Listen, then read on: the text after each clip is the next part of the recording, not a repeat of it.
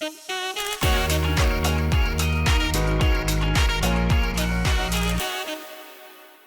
hello everyone. Oh, nice, thank you. Nice to see you. Look, many thanks for joining me here in the Trend Factory for what I hope will be a, let's say, gently entertaining and broadly discursive take on the luxury watch industry's approach to ESG and specifically to sustainability. Now, if you've taken the time to be here, thank you. But I can only assume that your head is turned by even the briefest mentions of scopes 1, 2, and 3 by science-based targets initiatives, or even the year 2050. And I must say that mine is too, but at the same time I have to drop in a bit of a caveat at this point, because I am no top-spec ESG or sustainability expert, I'm no guru, and certainly I'm not entirely conversant in the vast array of certifications and standards that exist in this space. Indeed, no one has ever invited me to be their CSO.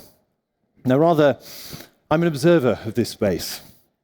And if anything, in my role as a journalist, as Laurent has just mentioned, my role is to report on what's happening.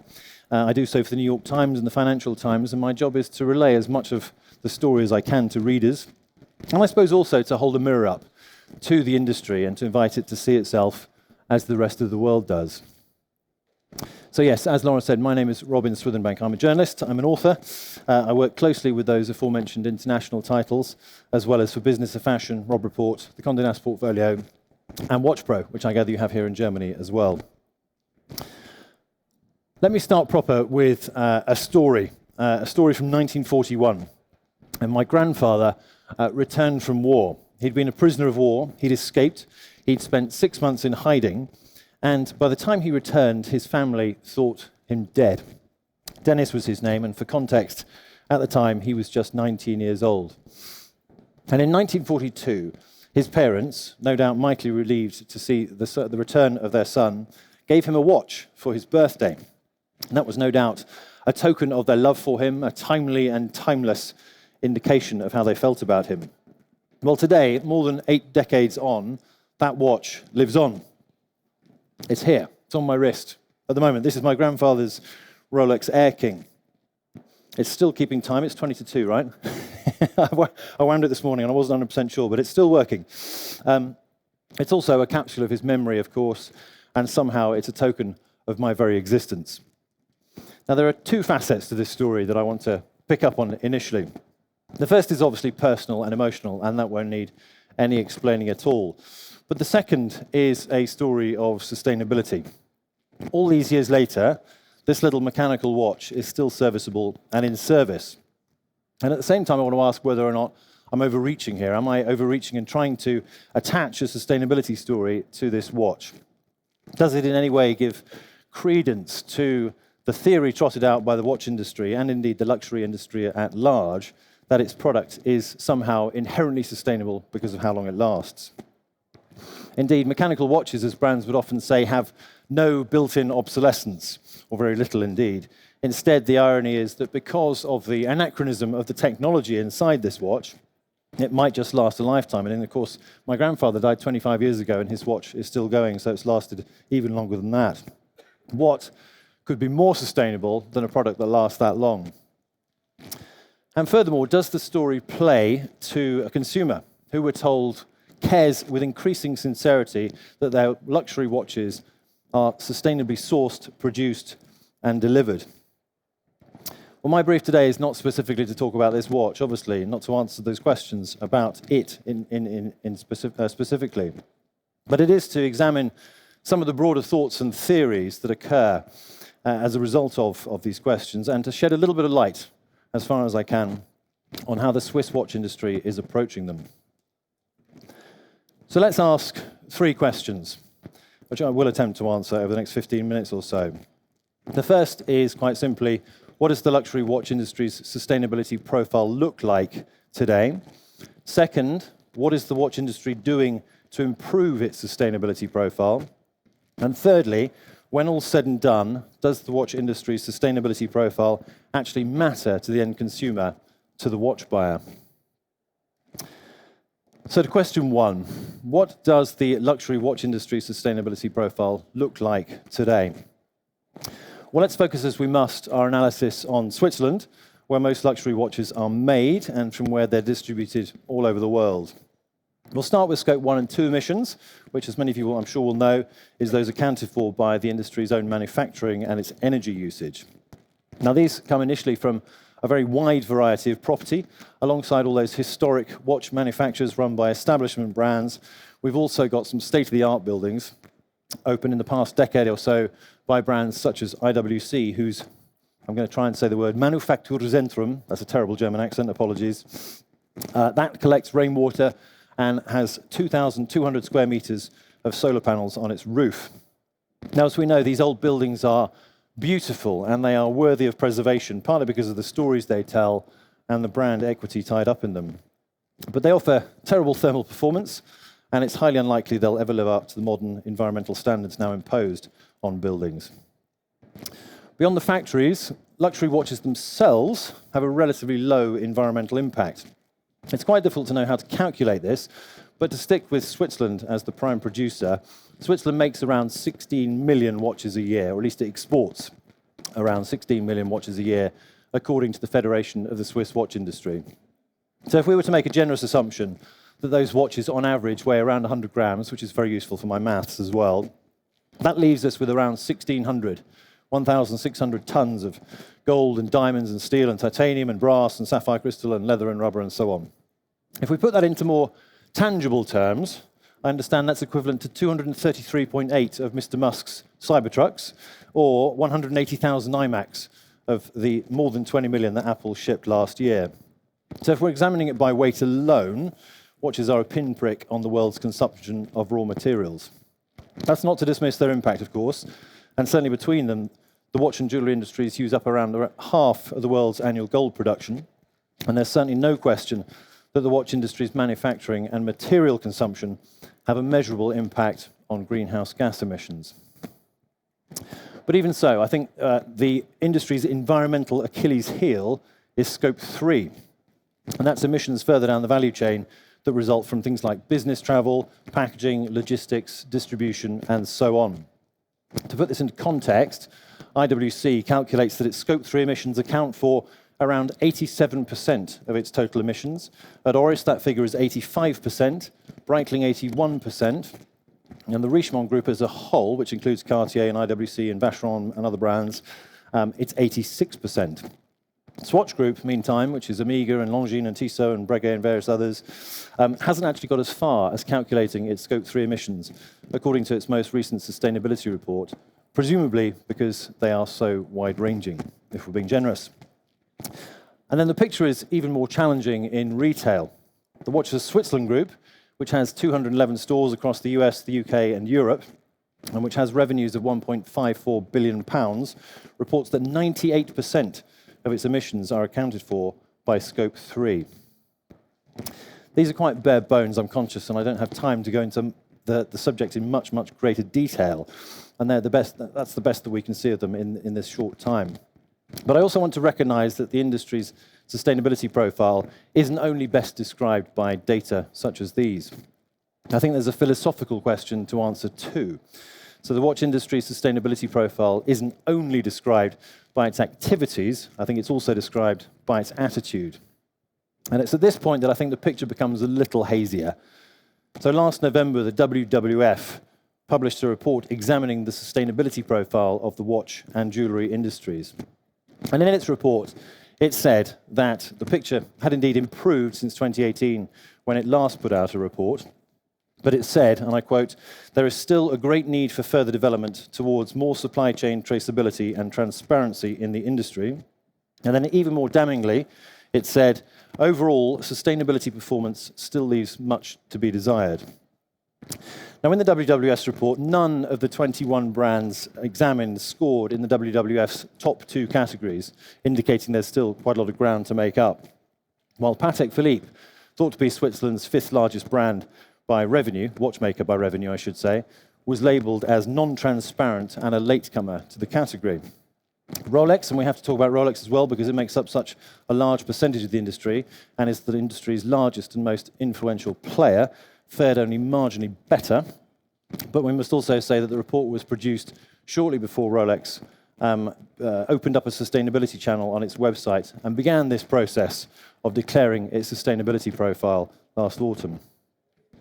And in fact, if we take a casual glance across the watch industry, we see there are still only a handful of actors who are really taking the sustainability challenge on. I've mentioned IWC, I've mentioned Breitling, and I've mentioned Oris, each of which produces its own sustainability report, and which has set out some very ambitious emissions reduction schedules for themselves. But beyond those, most brands remain relatively content to either hide in a group and behind a group sustainability report, or, as with the case of Patek, not to report at all. And so that brings us to our second question. What is the industry doing to improve its sustainability profile? Well, to return to that short list of environmentally active brands and groups, most of them have pledged to work towards net zero and to meet the targets and deadlines set out by the Paris Agreement. Some of them have gone much further, in fact, and set their own highly ambitious targets. So sticking with those three brands that have produced their own reports, Oris is currently halfway through a 3-year schedule to reduce its total global carbon emissions by 27.1%. That's 10% a year for 3 years. And then Breitling has said that it expects to reduce its Scope 1 and Scope 2 carbon emissions by 80% and Scope 3 emissions by 46.2% by 2032. Stick with these numbers if you can. And then Watches of Switzerland Group has plotted a 50% reduction in its Scope 1 and 2 emissions and by 42% reduction in its Scope 3 emissions by 2030. Now, that's a lot of numbers, I appreciate, but none of them is small. They all hopefully illustrate the scale of the task that these brands have set themselves. That also begs the question of whether or not these targets are even realistic. Are they wild and dreamy, or can these brands realize them? Well, obviously we can't yet know. But what does seem absolutely certain, based on an analysis of the Scope 1, 2, and 3 emissions, is that reaching these targets is going to require buy-in from across the value chain. None of these brands can do this by themselves. Plenty have yet to engage with the subject, which is a problem. So according to the Deloitte Watch Industry Study 2023, which was released in the last part of last year, in fact, only half of the brands and the retailers that they surveyed publish a sustainability report at all. And even that may be because they have to, and we're going to come back to that in just a moment as well. Now, the excuses among those that don't are fairly varied and often not particularly convincing. I mean, some said the task was beyond them. And if we're being generous, and I think we can afford some level of generosity here, they might have a point. Because knowing what to measure, knowing how to measure it, and knowing who to measure it through is incredibly complicated. And there have been scandals recently that have pointed to that. Essentially, the question becomes, who do you trust? Because if you get it wrong, or if they get it wrong, then it'll be you that suffers in the long term. So it's not easy. But at the same time, Deloitte described in this same report that producing a sustainability report and having a strong sustainability profile for the benefit of your consumers was a business imperative. Despite this, 15% of the watch brands they surveyed said they didn't even see the point in reporting their emissions. And if that's the two ends of the spectrum, those brands that are doing a lot and those brands that aren't doing very much at all, between them there are plenty of brands in the middle ground who are looking to convince consumers that their moral compass is set north, even while they aren't raising the flag the whole way. So Ulysse Nardin, for example, made a watch out of recycled fishing nets. Hublot made one from used Nespresso capsules. And Omega is one of many brands that's aligning its adventure watches with conservation organizations, in their case, the Good Planet Foundation. Now, the people behind these brands, they all recognize that having an alliance with an agent of change is good for business, it's good for brand image. And even while that might not necessarily be indicative of a boots and braces attitude to sustainable behaviors. And whether you think that's good or bad may well, of course, depend on whether you agree that the principle of doing something is better than doing nothing.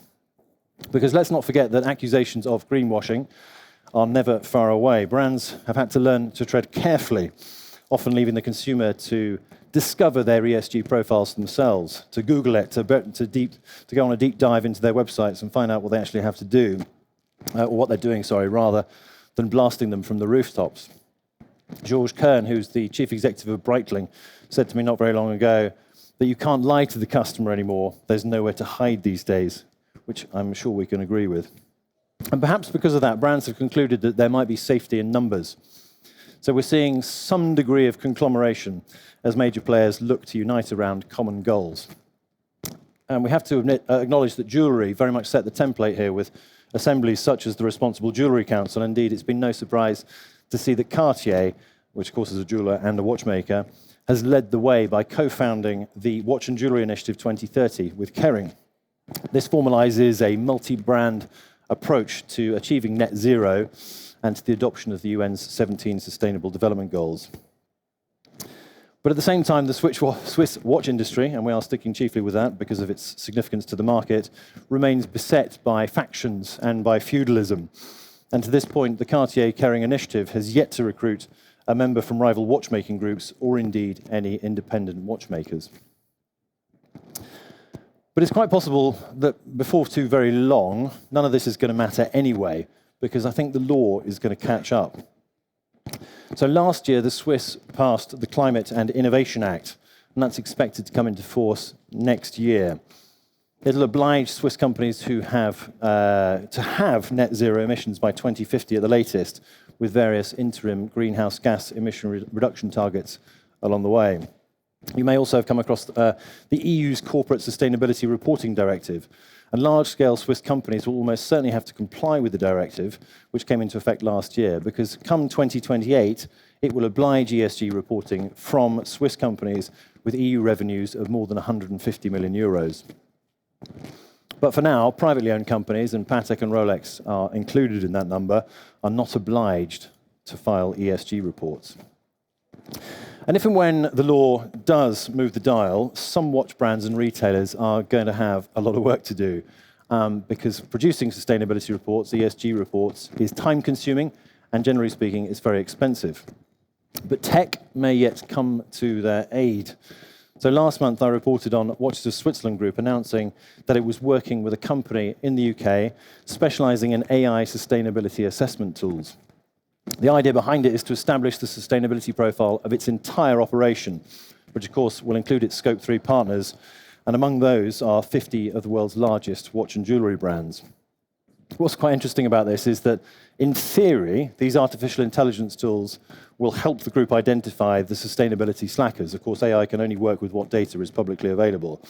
But the question is, what will the group do when it has this information at its fingertips? Rolex and Patek Philippe make up more than half, it's understood, and that's what the CEO has told me in the past, more than half of this group's business. So what will happen, and who will yield the most power in the scenario when Watches of Switzerland Group is forced to recognize that some of its biggest brands have a very low sustainability profile? Well, it'll be interesting to see. And that brings us to our third question. Does a brand sustainability profile matter to the end consumer, to these watch buyers? In the comment section under a piece I wrote for the Financial Times last month on that Watches of Switzerland AI sustainability assessment tool, one of the very kind readers noted in the comments, and yes, journalists do read the comments, and yes, we're very aware that there are all sorts of perils involved in doing so. He wrote, with no attempt, I believe, to hide his sarcasm, "That's right," he said, "when I spend several $1,000s on a watch, it's extremely important to me that there's a sustainability report to read." Now, according to research, that reader's viewpoint may be receding into minority. Studies are routinely showing that with increasing frequency, consumers cite sustainability as a key determinant in their purchasing decisions for luxury watches. That Deloitte study that I made reference to earlier, that it uses the word sustainable or sustainability 60 times in its report. And it's got a fantastic section demonstrating the decision-making behind why watch buyers buy their watches. And it says, or it recorded, that longevity and intrinsic circularity and environmental impact and sustainability were the fourth and fifth most important factors in the decision-making process for watch buyers. The top three, incidentally, no surprise, were price-to-value ratio, brand, and design. There's also an age factor here, of course, and as Gen Z buyers come into luxury watchmaking, it's hugely significant that the importance of sustainability was particularly acute among the younger people surveyed. So what happens next becomes a fourth and final question. Are we about to see the luxury watchmaking industry shift gear and become a global leader in sustainable manufacturing and retail? Does the industry need that gear shift in order to remain relevant and desirable to the end consumer?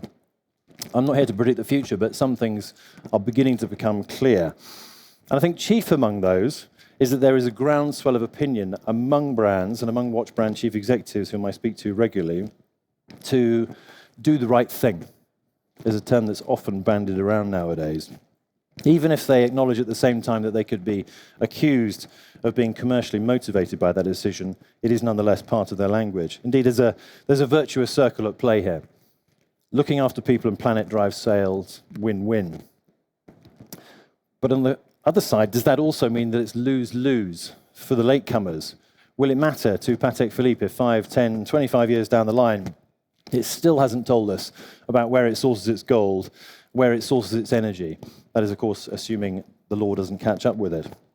I think that's highly likely, but if the law does catch up with it, we may never know. And then simultaneously, if the door starts to close on those latecomers, does it open for some of the newcomers? I'm going to pick up on one example. Indeed, you may have come across ID Genève, which was founded as recently as 2020 as a circular watch company and now calls itself Switzerland's first impact native watch company. It makes watch cases from recycled steel, and somehow it makes straps from green waste sourced from London parks. Last year, Leonardo DiCaprio invested in ID Genève, and Watches of Switzerland already stocks it, which begs the question of whether this is some sort of future model for success. But I don't know, but it certainly seems as though opportunity knocks. But however the landscape unfolds before us, there's no question that brands do still have to be extremely careful. There are lots of pitfalls out there. So for starters, they mustn't take customers, the end consumer, for fools. As Georges Kern said, brands can no longer hide behind lightweight campaigns designed to disguise laziness or worse, malpractice. They'll also need reputable third parties, if they can find them, to offer independent certification, because self-certification, while it can often be tempting to go down that route, is almost always worthless. But at the same time, they'll have to accompany these practices with powerful and emotive stories. They'll have to humanize their ESG profiles. Not talking to their customers about ESG profiles would be a good start. But I can imagine that nonetheless, even when we've taken all that into account, some people will still ask, what in the world does this matter anyway? What impact can the luxury watch industry and its 1,600 tons of watches really have on 1.5 degrees, on decarbonisation, on net zero? And I think the answer has to be that the luxury watch brands, and indeed luxury brands by extension, have a disproportionately large influence over consumer behaviour relative to their volumes. Think of it this way, where Rolex goes, the high street follows. Indeed, the WWF, in its report, said that it had chosen to do the report on the watch and jewellery industries because they were, again I quote, a relevant driver for environmental change. We live in changing and challenging times, and it seems certain we're now entering one of the toughest seasons in recent watchmaking history. Brands and retailers have been reporting a drop-off in consumer spending as confidence in the economy and global politics slides. So let me leave you with one final thought, and that's this. As the dial moves and as consumer behaviours evolve, and as the parameters of brand relevance and desirability shift, we might be moving into a new age for the luxury watch industry, and that's the age of the survival of the most sustainable. My grandfather's watch says it could happen. Thank you.